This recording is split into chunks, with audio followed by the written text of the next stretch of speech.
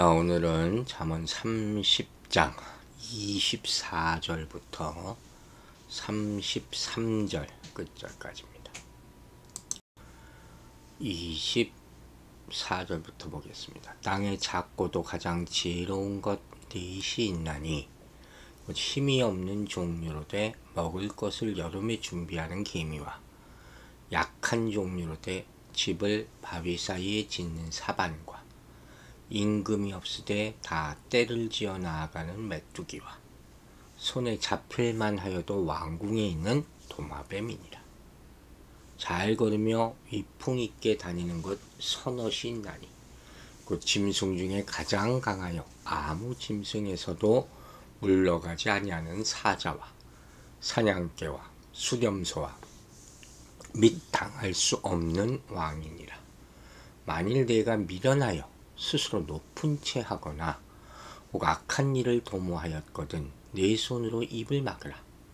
내저 젖을 저으면 엉긴 젖이 되고 코를 비틀면 피가 나는 것 같이 노를 격동하면 다툼이 남이니라.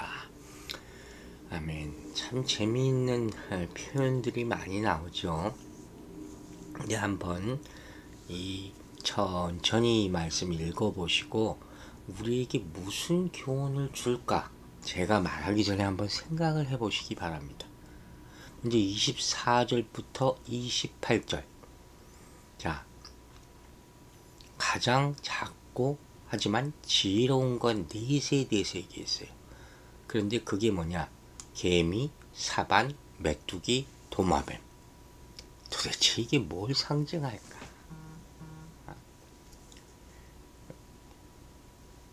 이건 뭘 의미하냐면 결론부터 이야기하자면 창조 질서에 순응하여 살아가는 네 가지 동물이에요.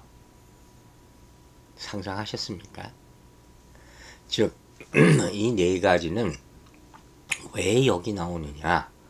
바로 창조 질서에 순응하지 않는 인간이 동물보다 더 어리석은 존재가 될 수 있음을 나타내기 위해서 예를 들었다는 거예요. 참 잠언이 마지막까지 참 놀라운 그런 말씀이지 않습니까? 그래서 그걸 강조하기 위해서 의도적으로 작고 힘이 없고 왕도 없고 쉽게 공격받을 수 있는 네 종류의 동물을 예로 들고 있는 것이죠. 즉, 이들이 비록 연약하지만 정말 보잘것없지만 창조 질서에 순응함으로 창조 질서를 거역한 인간보다 더 지혜롭다는 점을 부각하고 있는 거예요. 그럼 하나하나 보세요. 개미. 여러분, 개미 하면 뭐가 떠올라요? 그냥 발로 밟아버리면 죽는 거죠. 너무 작아. 그러나 개미를 뭐라 그랬어요? 여름을 준비한다. 즉, 이 개미는 지혜라는 것은 육체의 크기에 달려있지 않다. 자기 몸집 큰 것, 힘 있는 것, 이것만 자랑하는 자가 어리석다는 거예요. 그리고 이들이 부지런하고 미래를 준비한다는 거예요. 개미가 상징하는 것은 힘은 없지만 지혜가 있고 미래를 준비할 수 있는 것. 과연 여러분은 어떤 사람이냐? 비교해보라는 거죠. 부끄러워해야 된다. 그래야 할 인간들이 많다는 거죠. 사반. 여러분, 사반. 사반은 너구리라고들 많이 해석해요. 이거 히브리어 발음을 그대로 옮긴 거거든요. 이게 또 연약한 작은 초식동물이잖아요. 그런데 큰 동물들이 접근할 수 없는 바위 사이에 안전하게 거한다. 크기만 커가지고 숨지도 못하고 더 큰 동물들에게 쉽게 잡혀 먹히는 그런 어리석음과는 비교할 수 없게 지혜로운 동물이 바로 사반이다 하는 거예요. 세 번째, 메뚜기 하면 여러분 뭐가 떠오릅니까? 메뚜기는 옛날에 돼지라는 영화에 나오죠. 때를 지어 움직이는 거예요. 왕이 없어요. 그런데 일사불란하게 순식간에 이동하는, 그래서 아주 곡식들을 초토화시키는 힘을, 어마어마한 힘을 가지고 있죠. 도마뱀. 도마뱀 이건 뭡니까? 사람에게 쉽게 잡히는 이것도 힘없는 동물이에요. 파충류. 그런데 최고 권력의 상징인 왕궁에까지 침입할 수 있고 빠르고 민첩하다 하는 거죠. 이 네 가지 동물들이 다 연약하지만 지혜로운 동물로 지금 소개되고 있다는 거죠. 인간이 도리어 그들보다 더 미련하게 보일 수 있다. 그러므로 이들로부터 지혜를 배워야 된다는 거예요. 자, 이제 좀 깨달으셨습니까? 사람들은 작은 피조물을 너무 쉽게 무시해요. 이게 벌써 창조주의 창조 질서를 무시한 거죠. 그래서 이들이 질서 있는 모습을 이렇게 조금이라도 알게 되면 도리어 무질서하고 하나님의 형상에 어울리지 않는 삶을 살아가는 인간의 초라한 모습을 깨닫게 된다는 거예요. 이렇게 사람들의 어리석인 교만을 지적한 도구로 다른 피조물이 사용되는, 이게 바로 잠언 30장이에요. 미물에 불과한 존재를 할지라도 미래를 대비하고 살 길을 찾으며 질서 있는 모습을 보여주는 것이 이 네 가지 동물이라는 거예요. 반대로 미련한 인간은 장래를 대비할 줄 모르고 협동할 줄도 모르는 어리석은 자다. 큰 깨달음만 주죠. 여러분, 겉모습이나 화려한 치장만 중요하게 생각하면서 실속을 차리지 못하는 인간들이 많아요. 사람이 외모를 취한다는 것은 거의 모든 사람에 해당되는 것 같아요. 하지만 이런 외향적인 것이나 규모만 추구하다가 낭패를 보는 것을 결코 지혜로운 일이라고 할 수는 없지 않습니까? 그죠? 당장의 화려함보다 미래를 대비할 줄 아는 것, 어려운 환경 가운데서도 든든한 거처를 마련하는 것, 이것이야말로 진짜 지혜다 하는 것을 깨닫게 되기를 바랍니다. 이제 29절부터 보면 잘 걸으면 위풍 있게 다니는 것 서너시 있느니, 이렇게 시작해요. 왕의 위엄을 강조하는 잠언으로 지금 또 가고 있죠. 먼저 이 잘 걸으며 위풍 있게 다니는 동물, 사자, 사냥개, 수렴소, 이 세 가지 예를 들었어요. 이 동물들은 장애물이 있어도 잘 넘어가며 가파른 산도 오를 수 있는 능력이 있다는 거죠. 이 단락의 결론은 뭐냐면 당할 수 없는 왕이 있다는 거예요. 동물 가운데 힘과 자신감을 가지고 걷는 동물들을 지금 나열했잖아요. 그리고 당할 수 없는 왕을 제시함으로써 왕권의 위엄을 강조하고 있는 것이죠. 그러니까 세우신 왕권이라는 것은 하나님이 세우신 권위 아닙니까? 여기 모든 인간들은 순종해야 된다 하는 것이 핵심이겠죠.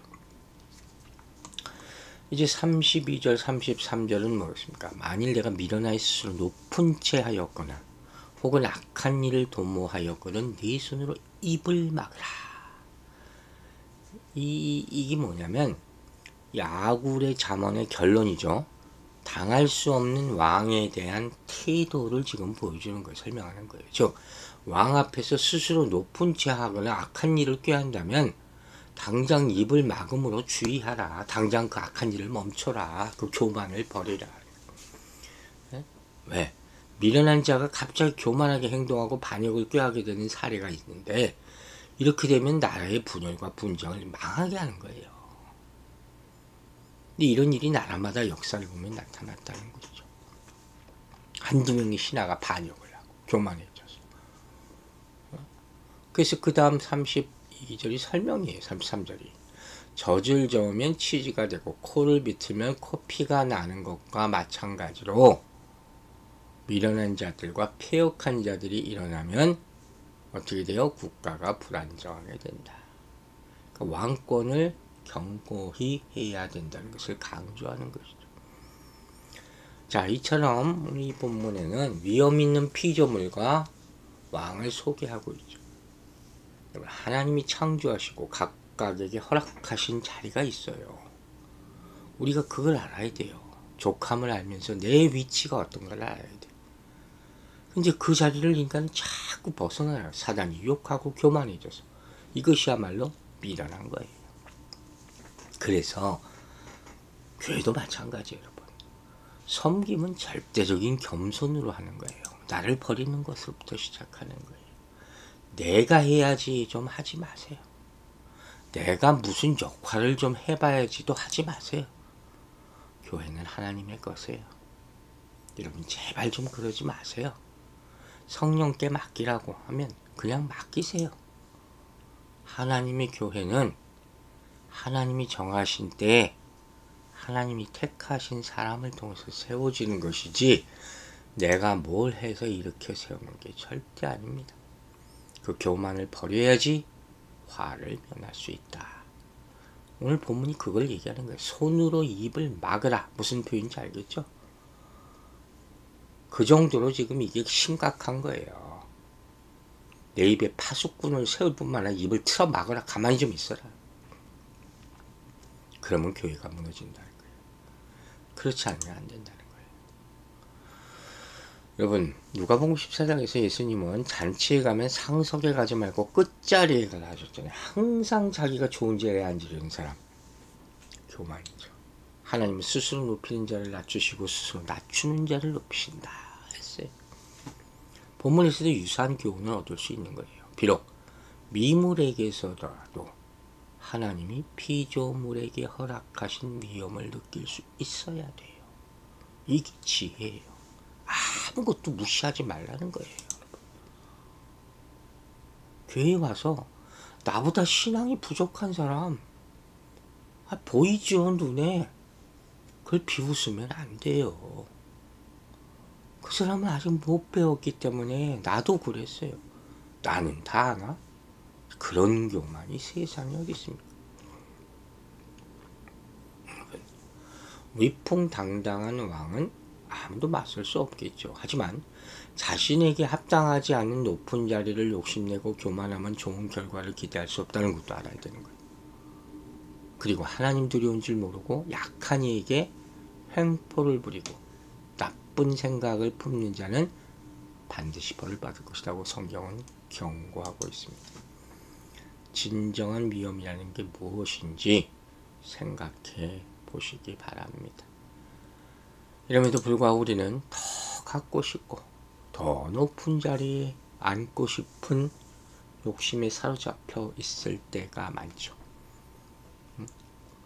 물론 올바른 의도로 품은 소망, 이것은 자신이나 사회의 발전에 분명히 도움이 되겠죠. 하지만 감사와 자족이 없는 소망은 욕심에 불과한 거예요. 맞습니까?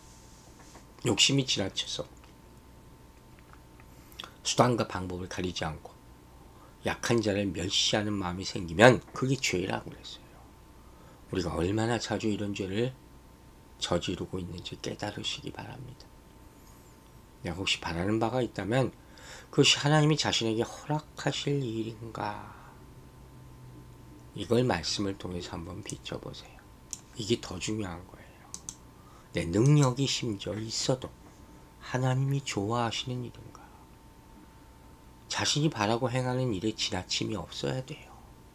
그게 지혜로운 사람입니다. 혹여 높은 자리에 있을 때 자기 사명을 잊어버리고 교만해지면 하나님이 반드시 낮추신다는 사실을 잊지 마시기 바랍니다. 기도하겠습니다. 아버지 하나님, 오늘 주신 이 귀한 말씀을 통해서 창조 질서에 순응하며 살아가는 그런 동물들을 봄으로 말미암아 회개케 하시고 깨닫게 하심을 감사드립니다. 우리 눈으로 보기에 강하고 약한 것은 아무 의미가 없습니다. 조금 부족하다 할지라도 무시하지 않고 존중하고 항상 누구에게서나 배울 수 있음을 잊지 말게 하여 주시옵소서. 겸손하게 하시고 항상 배움의 마음을 가지고 살되 하나님께서 낮추시고 높이시는 일을 마음대로 할 수 있게 될 줄로 믿습니다. 감사와 자족이 없는 소망은 욕심에 불과하다 했습니다. 항상 내가 혹시 바라는 것이 있다 할지라도 하나님께서 허락하신 일인가 돌아보게 하여 주시고 하나님의 인도하심을 따르게 하여 주시옵소서. 오늘 하루도 겸손한 하루가 되기를 원합니다.